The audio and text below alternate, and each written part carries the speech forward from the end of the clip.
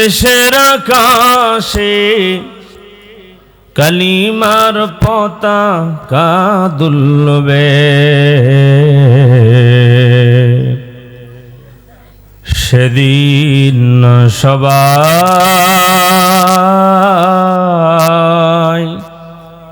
খোদাই বিধান পে দুঃখ বেদনা ভুলবে। ঠিক না বেটা? সেদিন আর রবে না হাহাকার, অন্যায় জুলুম বিচার, থাকবে না অনাচার দুর্নীতি কদাচার, থাকবে না অনাচার দুর্নীতি কদাচার, সকলেই শান্তিতে থাকবে। সেদিন সবাই খোদাই বিধান পে দুঃখ বেদনা ভুলবে। একাকিনী রমণী নির্জন পথে যাবে, কোনো জন কটু কথা কবে না।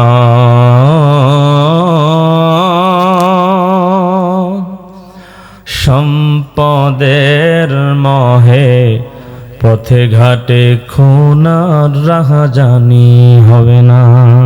ঠিক সেই দিন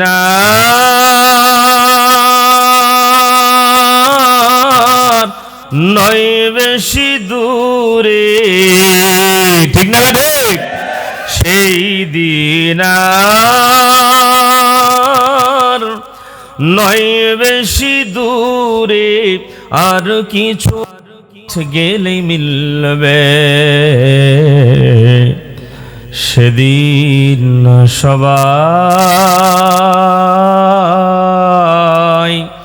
খোদাই বিধান পে দুঃখ বেদনা ভুলবে। সকলে বলি আল্লাহুম্মা আমিন। আকপাড়া শেরকল খন্দকারপাড়া কেন্দ্রীয় জামে মসজিদের উন্নয়ন কল্পে ও মানুষের হেদায়েতের লক্ষ্যে বিরাট তাফসিরুল কোরআন মাহফিলের সুনামধন্য সুযোগ্য সভাপতি হাফেজ মাওলানা মাসুম বিল্লাহ খতিবতুল মসজিদ, আল্লাহ পাক ভাইয়ের হায়াতে বারকত দান করেন, বলেন আমিন। মঞ্চ ভূমিষ্ঠ হযরত উলামায়ে কেরাম, এলাকার গণ্যমান্য ব্যক্তিবর্গ, সামনে বসা দিন প্রিয় ইসলাম প্রিয় তৌহিদি জনতা, পিতৃতুল্য মুরব্বী বাবারা, সমবয়সী কলেজার টুকরা হৃদয়ের স্পন্দন যুবক ভাইরা, স্কুল মাদ্রাসার কচি কাচারা, পর্দার অন্তরালে সর্বগুণী গুণান্বিতা শিক্ষিতা অবলা সরলা কনেতা আবেদা সালেহা মা এবং বোনেরা, আজকের এই মাহফিলে আসতে পেরে বসতে পেরে আমরা খুশি না বেজার? সবাই খুশি। আমরা যারা খুশি হলাম, যেই মহান রব্বুল ইজ্জত আমাদেরকে খুশি হওয়ার মতো সৌভাগ্য নসিব করেছেন, আমরাও ওই মালিককে খুশি করার নিয়তে জবান খুলে আওয়াজ করে কৃপণতা না করে সকলেই একযোগে বলছি আলহামদুলিল্লাহ। একজনের জবানও যেন বন্ধ না থাকে। মালিকের কোরআন শুনতে এসেছি, মালিকের শুকর গুজার করার ক্ষেত্রে জবান বন্ধ রাখা যাবে না। সবাই আবার বলছি আলহামদুলিল্লাহ। নবীজির উপরে আবার একবার মুহাব্বতে দরুদ পাঠ করি সাল্লাল্লাহু। শুকরিয়া আদায় করলাম কার? আরো জোরে বলতে হবে কার? সব সময় শুকরিয়া আদায় করব কার? আমরা গোলাম কার? এই জমিন কার? এই জমিনে আইন চলবে কার?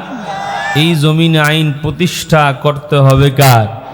জমিনে চাষাবাদের সময় নাম নেব কার? বউকে পিটানোর সময় নাম নেব কার?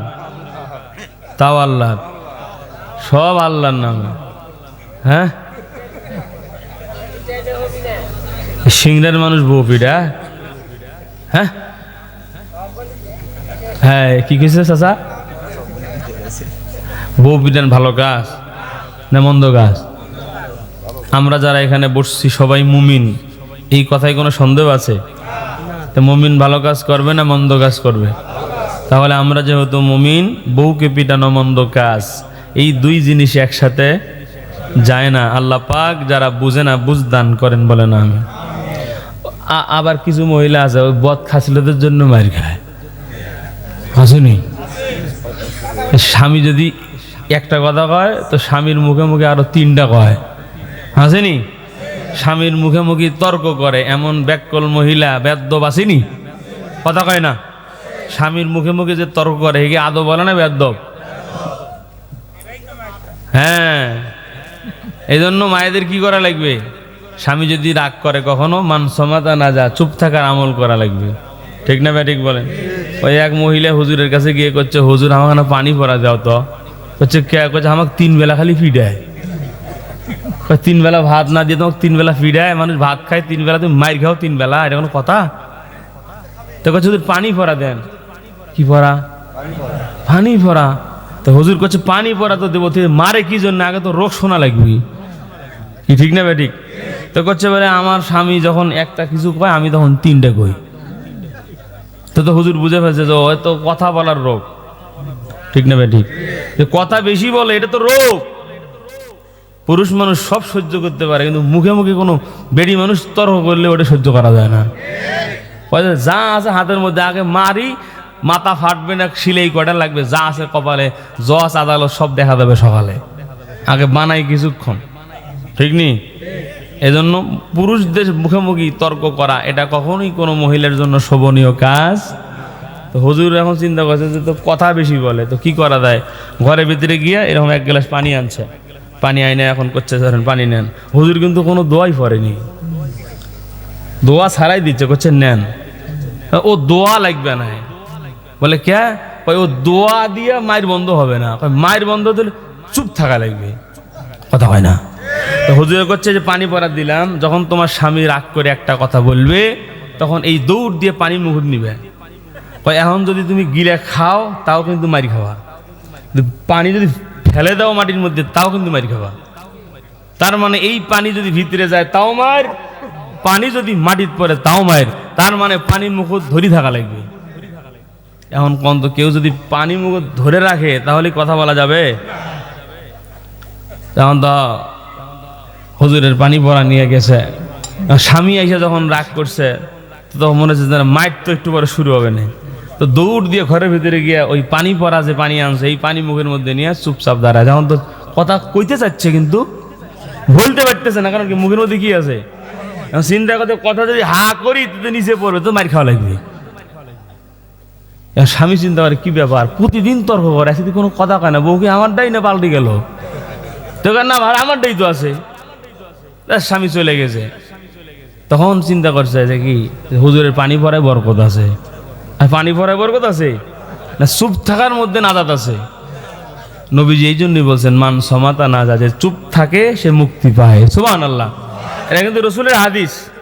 মান সমাতা না যা, যে ব্যক্তি চুপ থাকে সে নাজাত পায়। যেই ব্যক্তি কথা কম বলে তার বিপদও কম হয়। কথা কন না কেন? ঠিক ঠিক।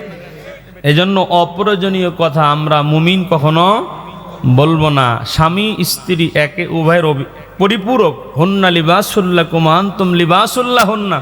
স্বামী স্ত্রীর মিল মহাব্বত যেই ফ্যামিলিতে আছে, নবী বলছেন ওই ফ্যামিলিটাই যেন জান্নাতের একটা অংশ। বলি সুবহানাল্লাহ। আর যেই ফ্যামিলিতে স্বামী স্ত্রীর মধ্যে মিল মহব্বত নাই, ওরা আন্তর্জাতিক বাণিজ্য মেলার থেকে 50 লক্ষ টাকা দামের খাটের মধ্যে ঘুমায়। একটা বালিশের দাম বলে 50,000 টাকা, আবার তোষকের দাম তো আরো কত আছে আল্লাহ বাকি ভালো জানে। ওরা এমনভাবে ঘুমাইছে, একজন ইন্ডিয়া আর একজন পাকিস্তান, মাঝখানে একেবারে 2 রাষ্ট্রের বড় একটা প্রাচীর দেওয়া আছে, তার নাম হলো কোলবালুস। আসেনি? মিল নাই, মহব্বত নাই। টাকা আছে, সম্পদ আছে, এসি রুমে ঘুমাইতেছে, কিন্তু অন্তরে কি নাই? শান্তি নাই, সুখ নাই। এই জন্য নবী বলছেন যার স্বামী স্ত্রীর মধ্যে মিল মহব্বত নাই ওটা যেনই একটা জাহান্নামের অংশ। বলি নাউজুবিল্লাহ। আল্লাহ পাক যাদের স্বামী স্ত্রী, যারা বিবাহিত, আল্লাহ পাক স্বামী স্ত্রী একে অপরকে বোঝার তৌফিক দান করেন। জোরে আমিন কয় না? আরো জোরে বলেন। আমাদের বেড়া মানুষের কিছু দোষ আছে, আমরা বেডি মানুষের কাজগুলো অনেকে আছে কাজই মনে করে না, আসেনি? সারাদিন করিসটা কি তুই? আসেনি? মহিলা মানুষের কাজের কোনো কি নাই, হিসাব। ওর ব্যয় হিসাবই কাজ করে, আমরা তো হিসাব করে কাজ করি। অফিস করি শেষ, রিক্সা চালাই, সিএনজি চালাই, কামলা দিই, এক কামই শেষ। কিন্তু ওদের কামের হিসাব আছে। সকালবেলা একেবারেই মুরগির খোয়ারের দোয়ার খোলার থেকে কাম শুরু হয়। কথা কন না গায়ে, মুরগি ছাড়ো, আদার দাও, এবার আবার ডিম বের করো, এবার আবার মেয়ে স্কুলে যাবে, বাচ্চা মাদ্রাসায় যাবে, মক্তবে যাবে, তাকে রেডি করো, নাস্তা বানাও, আপনি আবার যাবেন অফিসে, আপনার জন্য ভাত রান্না করো, যাওয়ার সময় আবার গায়ের গুলো খুলে দেখছে গেলে কালকে ধুব, আমার দাওয়াত আছে, কি সেগুলো আবার ধোয়া লাগে। কত যে কাম, এত কাজ করতে করতে জোহর আর আসর একসাথে পড়ে, তাও কাজই মনে হয় না। ঠিক না ভাই? ঠিক। এক কথায় একে অপরকে বুঝতে হবে। আল্লাহ আমাদের সেই বুঝ দান করেন। জোরে বলেন আমিন, আর জোরে বলেন আমিন। রাগ করলেন নাকি? আসুন, আমি আপনাদের সামনে কোরআনুল কারীম থেকে ছোট্ট একটা আয়াত পড়েছি। যেহেতু রাত্র অনেক হয়ে গেছে, প্রায় 11টা, ইনশাআল্লাহ 12টা পর্যন্ত আজকে আমরা কোরআনের জন্য সময় দেব ইনশাআল্লাহ। আমি যে আয়াতে কারিমা তেলাওয়াত করেছি, আয়াতের মধ্যে একটা শব্দ আছে, যে শব্দটার নাম হলো জিকির। কি শব্দ? সবাই বলেন। এই যে যারা 2 বার বলছেন তাদের আমলনামায় 60টা নেকি লিখে দেওয়া হয়েছে, আর যারা 1 বার বলছেন তারা 30টা পাইছেন। তাহলে আবারও সবাই একটু জোরে সোরে বলেন তো, কি শব্দ? মাশাআল্লাহ। আমরা জানি জিকির হলো লা ইলাহা ইল্লাল্লাহ, সুবহানাল্লাহ, আলহামদুলিল্লাহ, এগুলো হলো জিকির, এগুলোই তো আমরা জানি। আল্লাহ পাক রব্বুল আলামিন কোরআনুল কারীমের মধ্যে 114টা সূরায় যত আয়াতে জিকির শব্দ নাজিল করেছেন, যত জায়গায় জিকির শব্দ নাজিল, অনেক জায়গায় জিকির শব্দ আছে। এই জিকির শব্দের সমষ্টি মুফাসসিরিন কেরাম 5টা ব্যাখ্যা করেছেন। কয়টা? এখানে লেখছে তাফসীরুল কোরআন মাহফিল, তাহলে তো কোরআন থেকেই কথা বলা দরকার, নাকি গল্প কাহিনী বলবো? কোরআন থেকে কথা বলবো, কোরআন থেকে শুনবো, কোরআন দিয়ে সমাজ গড়ব, কোরআন দিয়ে আমরা আমাদের জীবন পরিচালনা করব ইনশাআল্লাহ। তো জিকির শব্দটার ব্যাখ্যা মুফাসসিরিন কেরাম কয়টা করেছেন? সবাই বলেন। এটা কিন্তু কেলাস। আমাদের মাহফিলগুলো ভ্রাম্যমান কি? কেলাস। যারা বয়ান করে তারা ওস্তাদের জায়গায়, আর যারা শ্রোতা হয়ে শুনে তারা ছাত্রের জায়গায়। আমরা যদি এই ছাত্র ওস্তাদ মনে করে মুজাকারা করে করে বয়ান শুনি, তাহলে আমাদের মুখস্থও হবে এবং আমল করার প্রতি আগ্রহ জাগবে। ঠিক না বেটি? কিছু লোক আছে দেখবেন যে ওই যে গেটের পাশে রাস্তার কোনায় চিপায় দাঁড়ায় থাকে, 2 মিনিট 5 মিনিট আগে দেহে, এরপরে হাঁটা দিছে, কেরে বলটু কই যাস? কচ্ছে জমতেছে না। আসেনি? বলে ওয়াজ জমতেছে না। উনি আসছিল ওয়াজ জমে কিনা ওইটা দেখবে। আর ওয়াজ কি জমার জিনিস না বোঝার জিনিস? বুঝতে হবে, জীবনে বাস্তবায়ন করতে হবে। আল্লাহ আমাদের সেই নিয়তে বলার শোনার তৌফিক দান করেন, বলি আমিন। তাহলে জিকির শব্দের ব্যাখ্যা কয়টা? আসেন আমরা আজকেই জিকির শব্দের ব্যাখ্যা শুনবো, এখান থেকে যা আমল করার মতো সেগুলো আমরা আমাদের জীবনে বাস্তবায়ন করবো ইনশাআল্লাহ। জিকির শব্দের 1 নম্বর ব্যাখ্যা, আল্লাহ পাক রব্বুল আলামিন বলেন, ইন্না নাহনু নাযালনা যিকরা ওয়া ইন্না লাহু লাহাফিজুন। জোরে বলি আল্লাহু আকবার। ও দুনিয়ার মুসলমান ইমানদার আল্লাহর গোলামেরা, আল্লাহ পাক রব্বুল আলামিন বলেন, ইন্না নাহনু নাযালনা যিকরা, নিশ্চয় আমি আল্লাহ জিকির নাজিল করেছি। কি নাজিল করেছেন? আল্লাহ পাক রব্বুল আলামিন বলেন, গোলাম শোনো,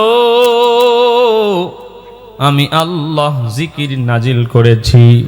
যে আল্লাহ যে জিকির নাজিল করেছেন, 1 নম্বর জিকির শব্দের ব্যাখ্যা মুফাসসিরিন কেরাম করেন, বলে আল্লাহ জিকির নাজিল করার কথা যেটা বলেছেন সেটা হলো যে আল্লাহ পাক কোরআন নাজিল করার কথা বলেছেন। সুবহানাল্লাহ।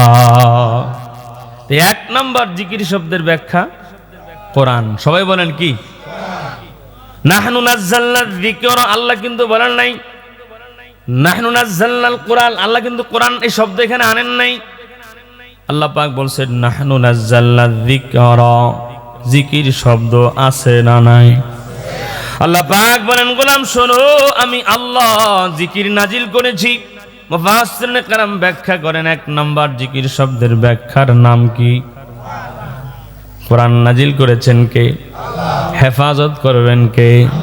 আমার আল্লাহ পরের অংশে সুন্দর করে বলছেন, ওয়া ইন্না লাহু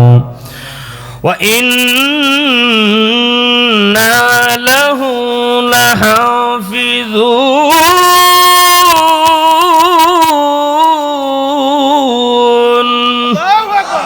ও নাটোরের মুসলমান বাবাজির আমার, আল্লাহ পাক রব্বুল আলামিন বলেছেন, গোলামেরা শোনো, আমি আল্লাহ কোরআন নাজিল করেছি এবং আমি আল্লাহ হেফাজতের জিম্মাদারি নিজ হাতে রেখেছি। অতএব পৃথিবীতে রব্বুল ইজ্জত যত কিতাব নাজিল করেছিলেন, তাওরাত, জাবুর, ইনজিল সহ আরো যত কিতাব, একটা কিতাবের জিম্মাদারি ও মালিক নিজ হাতে রাখেন নাই। যার কারণে তাওরাত, জাবুর, ইনজিল সহ আরো যত আসমানি কিতাব ছিল, এগুলোর মধ্যে মানুষ তাদের নীতিমালা ঢুকায়া দিছে, নিজের মত ঢুকায়া দিছে। যার কারণে এগুলো রহিত হয়ে গেছে। কিন্তু একমাত্র কোরআন আজ থেকে 1450 বছর আগে আপনার আমার নবী, দয়ার নবী, মায়ার নবীর কাছে জিবরাইলের মাধ্যমে রব্বুল ইজ্জত নাজিল করেছেন।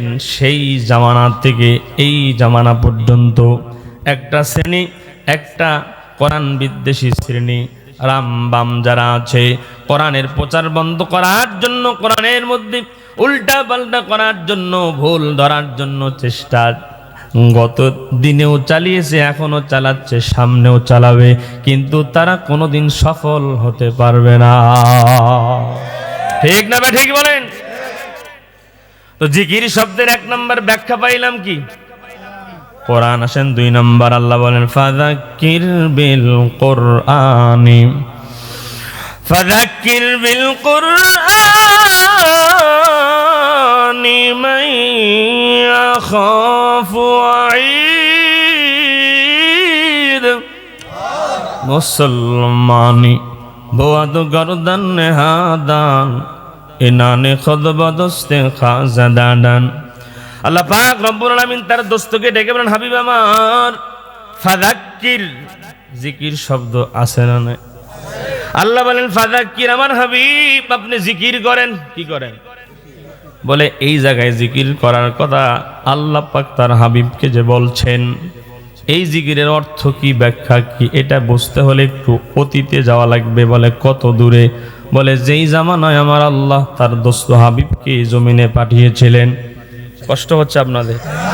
আল্লাহ পাক রব্বুল আলামিন তার দোস্ত হাবিব সরকারে দু আলম কি এই জমিনে যখন পাঠায়, যেই যুগে নবীজিকে পাঠান, ওই যুগটা ছিল অন্ধকার যুগ, জাহিলি যুগ। এক কথায় যেই জামানার মানুষগুলো এমন কোনো পাপ নাই করতো না, জুলুম নাই করতো না, অন্যায় অবিচার, এক কথায় পাপাচার এমন কোনো ছিল না যা ওই জামানার মানুষেরা করতো না। এক কথায় পুরা সমাজ যেন পাপের সাগরে হাবুডুবু খাচ্ছিল। পুরা সমাজ, গোটা সমাজ একেবারে পাপের সাগরে হাবুডুবু খায়। আল্লাহর নবী আসলেন, নবীজি যখন বুঝমান হলেন, নবীজি তাকায় দেখে প্রত্যেকটা মানুষ গুনার সাগরে ডুবে আছে। নবীজি চিন্তায় পড়ে গেলেন, কিভাবে মানুষগুলোকে গুনার থেকে ফেরানো যায়, কিভাবে জমিন থেকে গুনাহগুলোকে মুছে ফেলা যায়। আল্লাহর নবী চেষ্টা শুরু করলেন। বলে বুঝ হওয়ার পর থেকে 17 বছর বয়স পর্যন্ত চেষ্টা করছেন। কত বছর? নবীজি বুঝ হওয়ার পর থেকে 17 বছর বয়স পর্যন্ত চেষ্টা চালালেন। বলে কি চেষ্টা? বলে সমাজ থেকে গুনাহগুলো মুছে দেওয়ার চেষ্টা। কিন্তু দুনিয়াবাসী নবীজি বুঝ হওয়ার পর থেকে 17 বছর বয়স পর্যন্ত চেষ্টা করার পরেও সমাজ থেকে একটা গুনাহ মুছে ফেলতে পারেন। আল্লাহর নবী তখন সিদ্ধান্ত নিলেন, একা একা হবে না।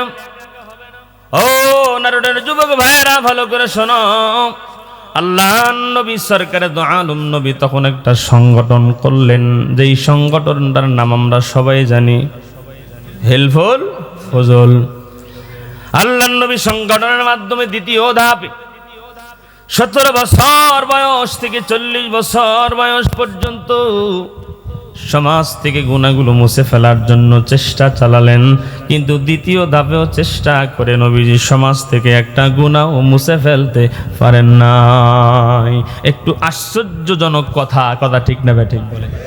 নবীজি চেষ্টা করছেন বুঝাবার পর থেকে 17 বছর, আবার 17 বছর বয়স থেকে কত বছর, কিন্তু নবীজি একটা গুনাহ সমাজ থেকে কি করতে পারেন নাই, মুছতে পারেন নাই, একটা গুনাহ মুছতে পারেন নাই। আল্লাহর নবী পেরেশান হয়ে গেলেন। ও নাটোরের যুবকেরা খেয়াল করে শোনো, ভালো করে খেয়াল করে শোনো, আল্লাহর নবী পেরেশান। আল্লাহর নবী আরো বড় চিন্তিত হইয়া নবীজি হেরা গুহার মধ্যে চলে গেলেন। লম্বা কথা শর্টকাটে বলি, যতটুকু বোঝানোর জন্য বলা দরকার। আল্লাহ পাক জিবরাইলকে ডেকে বলেন, ওরে জিবরাইল, আর দেরি করো না, যাও যাও, তাড়াতাড়ি করে চলে যাও, আমার দোস্ত বড় পেরেশান, আমার দোস্ত আমার হাবিব পেরেশান, আমি আল্লাহর তো দেখতে ভালো লাগে না, যাও যাও, আমি আল্লাহর পক্ষ থেকে আমার দোস্তের কাছে কোরআনুল কারীম নাজিল করে আমার দোস্তের চিন্তার অবসান তুমি জিবরাইল ঘটায়া দাও। সুবহানাল্লাহ। আল্লাহর কাছ থেকে জিবরাইল হেরা গুহায় কি আনলেন বলেন সবাই? কোরআন নিয়ে আসলেন। আমার আল্লাহ এবার নবীকে বলেন, আমার হাবিব, এর আমার হাবিব ভালো করে শোনো, এতদিন পর্যন্ত সমাজ থেকে গুনাহগুলো মুছে দেওয়ার জন্য চেষ্টা চালায় আছেন, কিন্তু পারেন নাই। আমার দোস্ত, কেন পারেন নাই আপনি কি জানেন? কেন কেন বলে, জমিনটা কার? আর জোরে বলেন কার? আমরা গোলাম কার? আল্লাহ পাক বলেন, আমার হাবিব শোনো, যেহেতু আমার জমিন, ওই জমিনের যারা বাসিন্দা তারা আমার গোলাম, আমার জমিন আমার গোলামেরা কিভাবে শান্তিতে থাকবে, কিভাবে ধর্ষণ থেকে বাঁচবে, কিভাবে চুরি থেকে বাঁচবে, চাঁদাবাজি থেকে বাঁচবে, এক কথায় অন্যায় অপকর্ম পাপাচার থেকে তারা কিভাবে বেঁচে থাকবে, তারা কিভাবে সুন্দর সমাজ গঠন করবে, এই নীতিমালা ফর্মুলা আইনটাও তোমার বুদ্ধি দিয়া হলে হবে না। যেহেতু জমিন আমার, গোলাম আমার, নীতিমালা ফর্মুলা আইনটাও হওয়া লাগবে আমি আল্লাহ। ঠিক না বেঠে? এই জন্য আল্লাহ পাক রব্বুল আলামিন তার দোস্তকে এবার আয়াত নাজিল করে জানায়া দেয়, কষ্ট হচ্ছে, ওঠা উঠি করা যাবে না। ঠিক নেই? যদি বলেন হুজুর আমাদের অসুবিধা হচ্ছে, আপনাদের অসুবিধা হলেই আমার সুবিধা। হ্যাঁ, আপনাদের অসুবিধা হলে আমার, আমি ভাত খাইছি দুপুরে, এমন পর্যন্ত খাই নাই। আমি গতকালকে ছিলাম ইন্ডিয়া বর্ডার, একবারে এই যে মহেশপুর, খালিশপুর, ঝিনাইদহ শেষ মাথা, অনেক দূর থেকে আসছি, আল্লাহ পাক নিয়ে আসছেন। এখন আপনারা যদি ওটাউটি করেন, পেটে খিদে আছে, কিন্তু আপনারা যদি ওটাউটি না করেন তাইলে ভাল লাগবে, ওটাউটি করেন তাইলে কষ্ট লাগবে। ঠিক না? এই দিক দিয়েও কষ্ট, ওই দিক দিয়েও কষ্ট, দুই দিক দিয়ে কষ্ট হলে ঝামেলা আসেনি, একদিক দিয়ে মানা যায়। ঠিক না? আসেননি? শেষ পর্যন্ত থাকবেন তো? মালিক কবুল করেন, বলেন আমিন। আল্লাহর পক্ষ থেকে নবীজি কি পেলেন? কোরআন পেলেন। আল্লাহ পাক নবীকে বলছেন, দোস্ত, যেহেতু জমিনটা আমার, গোলামরাও তো আমার, তাহলে আমার গোলামেরা কেমনে চলবে, ওই নীতিমালা নির্ধারণ করবো তো আমি আল্লাহ। ঠিক না ভাই? ঠিক বলে। এই যে ধরেন মোবাইল কিনছি, সবাই তো আছে মোবাইল, শুধু মোবাইল না, যত ইলেকট্রিক জিনিস আছে, এই যে সামান্য একটা মাউথ পিস মনে করেন, এই মাউথ পিসটা কিনলেও দেখবেন যে ওটার মধ্যে ছবি দেওয়া আছে, কিভাবে ওটা সেট করবেন, কি আসেনি? মোবাইলটা কিনলাম, একটা প্যাকেট ছিল, প্যাকেটের মধ্যে একটা ছোট্ট বই ছিল নি? বইটা কিসের জন্য বলে, ওই জায়গায় মোবাইল যিনি বানাইছেন, আবিষ্কার করেছেন, তিনি লিখে দিয়েছেন, ও দুনিয়ার মানুষ যারা তোমরা আমার মোবাইল চালাইবা, কথা যদি বলতে চাও, মোবাইলে কল আসছে, তাহলে আমার নীতিমালা আইন হলো সবুজ বাটনে চাপ দাও, কথা হবে। ঠিক না বেঠিক? কথা বলতে মনে চায় না, লাল বাটনে চাপ দাও, কল কেটে যাবে। এটাই তো নিয়ম। আপনি যদি বলেন আমার বাবার টাকায় মোবাইল আমি কিনছি, আমার বাপে যেই কারেন্টের মিটার থেকে কারেন্ট বিল দেয় সেখান থেকে চার্জ দিছে, আমার মোবাইলে কল আসছে, মোবাইলের আবিষ্কারকের আইন মানি না, আমি লাল বাটনে চাপ দিয়ে কথা বলবো। বাংলাদেশের কোন জায়গার মানুষের মোবাইলে কথা যদি নাও হয়, কমপক্ষে সিংড়ার মানুষের মোবাইলে কথা তো হবে। হবে না? চাচা আপনারটা তো হবে, কারোটা দিয়ে হবে না। বলে কেন? বলে মোবাইল যিনি বানাইছেন কথা বলতে হলে তার নিয়ম কানুনি মানতে বাধ্য থাকতে হবে। জোরে বলেন ঠিক না বেঠে? গায়ে পড়লে তো ওয়াজ আবার বিপদ। কি ওয়াজ গায়ে পড়লে বিপদ না? বিপদ যার গায়ে পড়বে তার, আমগো কোনো বিপদ নাই। কথা কন না কেন? কারণ সমস্যা যার তার গাওত পড়বে। কথা কন না কেন? কোরআনের যেটা সঠিক ব্যাখ্যা এটা তো আমাদের করতেই হবে। জালেমের আমলেই তো আমরা ডরাই নেই, এখন ডরানোর কোনো সুযোগ আছে নাকি? আরো জোরে বলেন। ভাইয়ের আমার, আল্লাহ পাক তার দোস্তকে বলছেন, হাবিব এতদিন পর্যন্ত আপনি চেষ্টা করছেন নিজের বুদ্ধি দিয়া, কথা কয় না, যেহেতু জমিন আমার, গোলাম আমার, আপনার বুদ্ধি দিয়ে চেষ্টা চালালে সমাজ থেকে একটা গুনাহও মুছবে না। নেন, আমি আল্লাহ কোরআন দিলাম। কি দিছেন? আরো জোরে বলেন না। কোরআন দিছেন। আল্লাহ পাক এখন নবীকে বলছেন, হে আমার হাবিব, ফাযাক্কির বিল কোরআনি মান ইয়াখাফু ওয়াইদ।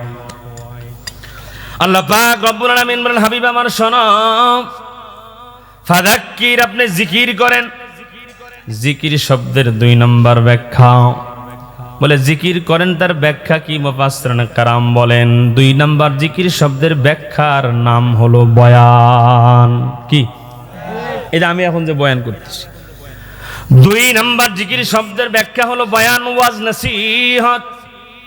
আল্লাহ বলেন, আমার হাবিব শোনো, আমি আল্লাহ আপনাকে অর্ডার করলাম আপনি বয়ান করেন, ওয়াজ করেন। বলে কোথায়? বলে সমাজের মানুষের কাছে। বলে কি ওয়াজ? বলে যেই ওয়াজই করবেন, যেই কথাই বলবেন, যেই নিয়মই আপনি সমাজের মধ্যে চালু করবেন, অবশ্যই হতে হবে ফাযাক্কির বিল কোরআন। আমি আল্লাহর কোরআন থেকে, কোরআন দিয়া, আওয়াজ দিয়া মুসলমানেরা বলি সুবহানাল্লাহ। আল্লাহর নবীকে আল্লাহ বলছেন, যাও কোরআন দিলাম, এখন ওয়াজ শুরু করো, কাজ শুরু করো, মেডিসিন দিয়ে দিছি, চিকিৎসা শুরু করো। 40 বছর বয়সী আল্লাহর নবী কোরআন পাইছেন 23 বছর, অর্থাৎ 63 বছর বয়স পর্যন্ত। মাঝখানের 23 বছরে আল্লাহ যখন যতটুকু দরকার নাজিল করেছেন, ঠিক না ভাই? ঠিক। আর নবীজি আল্লাহর কাছ থেকে পাইছেন, সমাজে বাস্তবায়ন করেছেন। কথা বল না ভাই? যার বদৌলতে আল্লাহ পাক, নবী যখন আসছেন সমাজে অন্ধকার ছিল, পাপ ছিল, অন্যায় অবিচার ছিল, জুলুম নির্যাতন ছিল, কিন্তু যখন কোরআন বাস্তবায়ন হয়েছে, জমিনে যখন কোরআন নবীজি প্রতিষ্ঠিত করেছেন, বলে 23 বছরের মেহনতে আমার আল্লাহ ওই সমাজ কি কোরআন দ্বারা মেহনত করার বদৌলতে সমস্ত পাপ, অন্যায়, পাপাচার, জুলুম নির্যাতন ধুয়ে মুছে পরিষ্কার করে দানবতার পরিবর্তে মানবতা প্রতিষ্ঠা করে দিয়েছেন। অন্ধকার সমাজকে আমার আল্লাহ আলোকিত সমাজ বানায় দিয়েছে, যেই সমাজকে বলা হয় খৈরুল কুরুনের সমাজ। জোরে বলেন আল্লাহু আকবার। বলে কেমন সমাজ? বলে যেই সমাজে এক ঘাটে বাঘ আর ছাগল পানি পান করছে, বাঘ ছাগলকে আক্রমণ করার সাহস পর্যন্ত পায় নাই। জোরে বলেন আল্লাহু আকবার। মানুষ মানুষের হক মারবে অনেক দূরের কথা, মানুষ মানুষের উপরে জুলুম করবে, মানুষ মানুষকে হত্যা করবে, এটা তো দূরের কথা। বলে একটা বনের পশু, সিংহ, বাঘ পর্যন্ত ছাগলকে আক্রমণ করার সাহস করে নাই। ওটার নাম হলো কোরআনের সমাজ। জোরে বলেন, জোরে বলেন, ঠিক না ঠিক? 1971 সাল থেকে আজ 2025 পর্যন্ত আমাদের বাংলাদেশে এক সরকার যায় আর এক সরকার আসে। কথা কন না? আমি কোন সরকারের পক্ষে বললাম? আমার ঠেকাই পড়ছে সরকারের পক্ষে বিপক্ষে বলার। আমার যেটা বলার দরকার আমি সেটা বলবো। শুনেন, এক সরকার যাচ্ছে আর এক সরকার আসতেছে, ঠিক নেই? আচ্ছা বলেন তো, আমাদের সমাজে আপনারা একজন হাত তুলে বলেন যে হুজুর এই অন্যায়, এই গুনাহটা আগে ছিল এখন আর নাই, এমন একটা পরিচিত গুনাহ আপনার থাকলে একটু হাত তোলেন যে হুজুর এই গুনাহটা আগে ছিল, এখন আর আমাদের দেশে এই গুনাহটা হয় না। বলে হুজুর হয় না, এমন গুনাহ পামু কই? যেটা আগে আন্ডা বাচ্চা ছিল ওটা তখন বৃদ্ধ হয়ে গেছে আর ওর বাচ্চা হয়েছে কয়েক হাজার। কথা কন না? গুনাহ কমে না বাড়ে? কয়েকটা প্রশ্ন করি, জবাব দিবেন? বলেন আমাদের সমাজে মাহফিল কম না বেশি? আরো জোরে। মসজিদ কম না বেশি? মাদ্রাসা কম না বেশি? পাড়ায় পাড়ায় মহল্লায় মহল্লায় অলিতে গলিতে হুজুর কম না বেশি? তাবলিগ জামাতের মেহনত কম না বেশি? পীরের দরবার কম না বেশি? বলে দিনী মানুষ এত বেশি, দিনী মাহফিল এত বেশি, মসজিদ এত বেশি। তাহলে এবার একটু আওয়াজ দিয়া, শক্তি জোগাড় করে, শক্তি দিয়া ডাবল আওয়াজে বলেন তো, আমাদের সমাজে গুনাহ কম না বেশি? মাহফিল শোনে মানুষ গুনাহ করার জন্য না ছাড়ার জন্য? তো মাহফিলে শুনতেছে গুনাহ বেশি হচ্ছে, ছাতার মাহফিল দিয়ে লাভটা কি? এত মাদ্রাসা হচ্ছে, এত মসজিদ হচ্ছে, গুনাহ তো একটাও কমে না। ঠিক না ব্যাঠিক? মাহফিল দিয়ে লাভ নাই, তা এখনো বলি নাই, লাভ আছে। কি লাভ? কি লাভ? বলে কত যুবক মুখে দাড়ি ছিল না, নবীর মহব্বতের বয়ান শুনে মাহফিল থেকে নিয়ত করে কত যুবক দাড়ি রেখেছে। জোরে কর না কেন? কত বেনামাজি আগে নামাজ পড়তো না, কিন্তু বেনামাজির জাহান্নামের শাস্তির বর্ণনা শুনে শুনে মাহফিল থেকে নামাজের নিয়ত করে নামাজ শুরু করেছে। এমন মুসল্লির অভাব সমাজে নাই। ঠিক না ব্যাঠিক? অনেক মায়েরা পর্দাকে করতো না, বেপর্দা নারীর বয়ান শোনার পরে অনেকে পর্দা শুরু করেছে। এগুলো হলো মাহফিলের লাভ। ঠিক না ব্যাঠিক বলেন? তবে আমি কি বোঝাতে চাই ও নাটোরের মুসলমান, আমি বোঝাতে চাই এত মসজিদ মাদ্রাসা, প্রত্যেক জুম্মায় লক্ষ লক্ষ মসজিদ, বাংলাদেশে লক্ষ লক্ষ ইমাম সাহেবরা বয়ান করে, তাদের সামনে কোটি কোটি শ্রোতা বসে থাকে। এত ওয়াজ নসিহত, এত তাবলিগ জামাতের মেহনত, এত এত পীরের দরবারের মেহনত দিয়া আজও পর্যন্ত সমাজ থেকে আমরা একটা গুনাহ মুছে ফেলতে পারি নাই। জোরে বলা লাগবে। ঠিক না ব্যাঠিক? মুসলমান বাবাজির আমার গুনাহ মুছে না কেন? এই যে এখন আসেন, আমাদের দেশে এক সরকার যায় আর এক সরকার আসে। এর আবার সামনে নির্বাচন হবে, আর এক সরকার ক্ষমতায় যাবে। হতে পারে বিএনপি যাবে, না হয় জামাত যাবে, না হয় জাতীয় পার্টি যাবে, না জাসদ যাবে, এনসিপি যাবে। এক কথায় যে কোনো একটা দল তো যাবেই। কি একটা দল তো যাবে। মুসলমান বাবাজির আমার বলে 1971 সাল থেকে আজ 2025 সাল পর্যন্ত এক সরকার যাচ্ছে, এক সরকার আসছে। প্রত্যেক দলের প্রত্যেক নেতার বক্তব্য এরকমই, মাদক মুক্ত দেশ করতে হবে, দর্শন মুক্ত দেশ করতে হবে, প্রত্যেকটা মানুষের কপালে শান্তি যেন চলে আসে এই ব্যবস্থা করতে হবে। ঠিক না ভাই? ঠিক বক্তব্য সবার কি আছে? ঠিক আছে, ইচ্ছাও ঠিক আছে, নিয়তও ঠিক আছে, সব দলের সব নেতাদেরই বক্তব্য আমি ঠিকই বলছি ভাইয়ের আমার, কিন্তু ফর্মুলা ঠিক নাই। জোরে কর না কেন? কি ঠিক নাই? কি ঠিক নাই? ওই যে বললাম, মোবাইল যিনি বানাইছেন তিনি নিয়ম লেখছেন, কথা বলতে হলে সবুজ বাটনে চাপ দেওয়া লাগবে। আপনি যদি আইন অমান্য করে লাল বাটনে চাপ দিয়ে কথা বলতে চান, শহীদ হবেন, মারা যাবেন, কবরে যাবেন। প্রয়োজনে 2 জন লোক যদি 30,000 টাকা বেতন দিয়ে ভাড়া করেও আমিও